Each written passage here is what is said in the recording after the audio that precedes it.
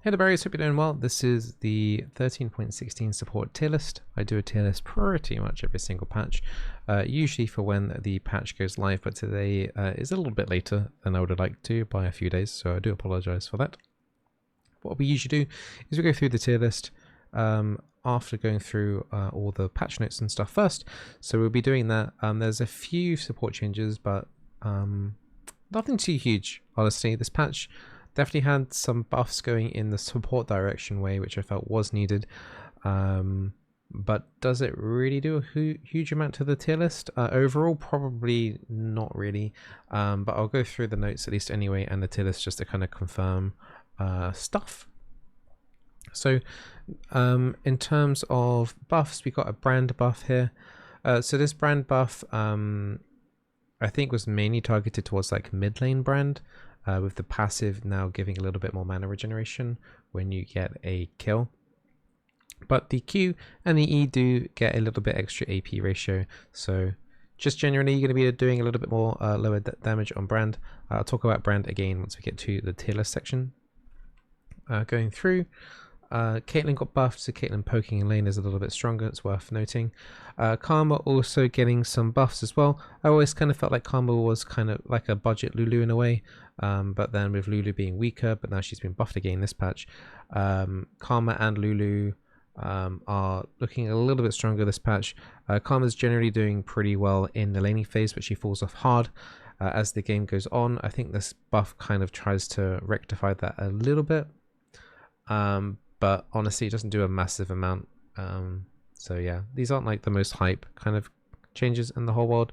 Looks like just Riot are just trying to buff a few support AP ratios just a tiny bit, as you'll see with like Lulu here for example, the main one being like 10% extra in Q, 10% extra in E, but you know a lot of these, you know, like Lulu for example will have like ability power but like not enough really to get much benefit from these spells, and plus it's on the E damage here as well, not the shield portion. So if you're harassing a lane, this is a bit more beneficial, but you won't be using E to damage enemies that often at all when you are, you know, in the mid game onwards.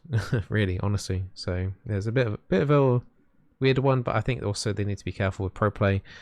In super high elo, Lulu and Milio and stuff can be pretty toxic if they're kind of if their steroid stuff is too strong, like for example Lulu's W.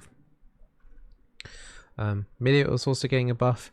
The interesting one in this one is Milio's AP ratio has gone up from 90% to 1.2, which is actually really insane. In lower ELOs for sure, like you can play like some sort of like Milio AP if you're in iron to like low silver. You could probably do some real goofy stuff with like Q after silver, though this isn't going to work, but this is pretty funny stuff that they've done. So like you could do like a max Q build and investigate that maybe, but your AD carry will hate you, but you know we hate AD carries anyway, so you can try out a toxic Q max Milio build. It with AP it could actually be worth it. Other things, Shaco got nerfed, mana regeneration reduced, and mana cost reduced. I never recommended people learn how to play Shaco. I think there's a very like niche small community of Shaco support players out there that seem to do quite well, but honestly I haven't seen a Shaco support player in a super long time, so I can't really comment much on Shaco. I don't really recommend it. Riot seems to think that AP support Shaco is a menace, but I just think it's just one tricks. I don't really think many people actually play support Shaco unironically, so yeah. Other than that, that is really about it. There's one minor thing here with Umbral Glaive. The lethality's gone up from 10 to 13, so on Senna Umbral Glaive is a little bit stronger, whereas you know, Pike can benefit from this too. There aren't that many Umbral Glaive users, but yeah, just genuinely lots of weird little support buffs. I'm not going to complain about that, but in terms of actual tier list stuff, it doesn't really do a huge amount. Like Milio is still tier 4, Lulu is still tier 4, Karma is still tier 4. Like the buffs that they have received are like okay, they're better than nothing. But but they're not going to change their position at the moment, not at right now, in terms of these tier lists are always catered to like unranked to emerald now. But yeah, like you're not really going to want to play with these like the Lulus and the Milios and stuff. Your AD carries are just not going to be good enough to utilize it. And then your most powerful abilities are just going to get wasted. Like if you manage to climb to Diamond Plus, I would then say like, honestly, really more like Master Plus, then I would say like, look at these champions, they're actually kind of good because AD carries are just generally better. But until you get to that point, like I would just not bother, really. Not bother unless you just for some reason love playing these champions. I just don't recommend it at all. Going into tier 3, Brand is still tier 3. I will say these changes probably make him a little bit better, more so in like Iron and Bronze. Probably puts him in tier 2/tier 1, in those very, very kind of like, you know, new player kind of atmosphere stuffs. So if you're in like Iron, Bronze, maybe low Silver, Brand can do pretty well. Brand has always got some situations where he can do quite well into like tanky team compositions. If you're feeling like you only want to play AP, like the Zyras, the Zeraths, the Brands and stuff like that, then I would recommend him into like against a tanky team. But yeah, generally very, very immobile though. Very high damage, very, very immobile though. You're very vulnerable to assassins and things like that, so sometimes it can even be difficult to unload your whole kit before you go down, so don't really recommend him still. Shaco's still in kind of like tier 3. I was thinking about nudging him into tier 4, but I think he's still just going to be slightly better than some of the stuff in tier 4, even with the mana regeneration nerfs. But once again, if you're not only playing, you'd have to get a good chunk of games on Shaco for that to make it work. But you know, if you just want some goofy clown stuff, I think Shaco's still going to be like okay-ish, but it's definitely reduces power by, you know, a good margin, and he's like low tier 3, if anything, right now. Moving up into the tier list.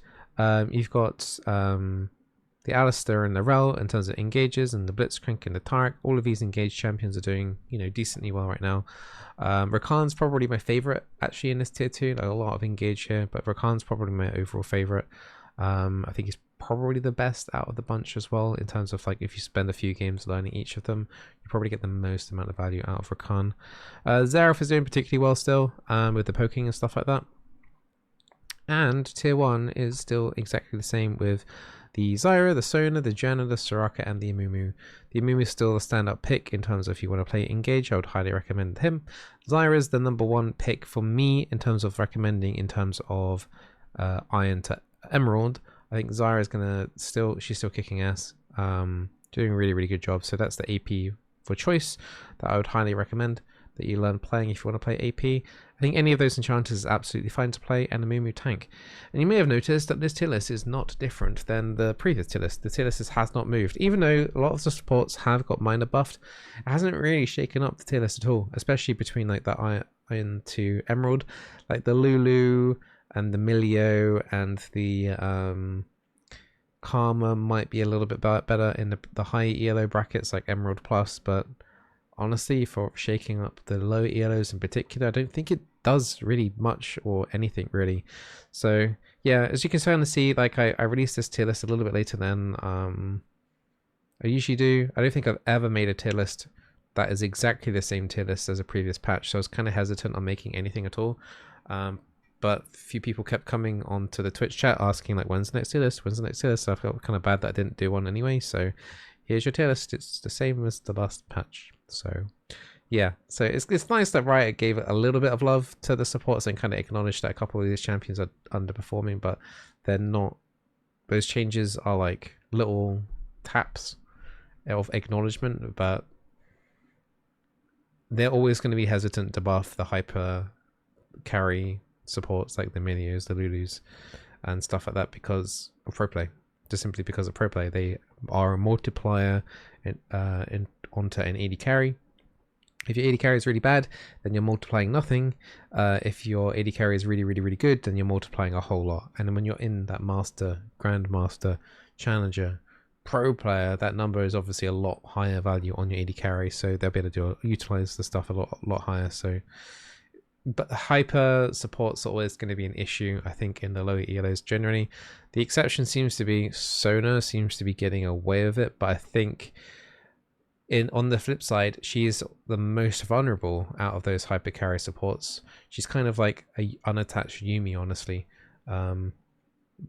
So like if you really want to play a hyper carry like support still and still feel like you can do stuff throughout the game, then Sona's like your pretty much your only option in terms of like hyper carry support. Jenna's good at helping out teams. Like Sona and Jenna, for example, help the team out generically as well, rather than like Lulu hyper focusing one target, merely hyper focusing only people that auto attack. So Sona and Jenna are a little bit more generic.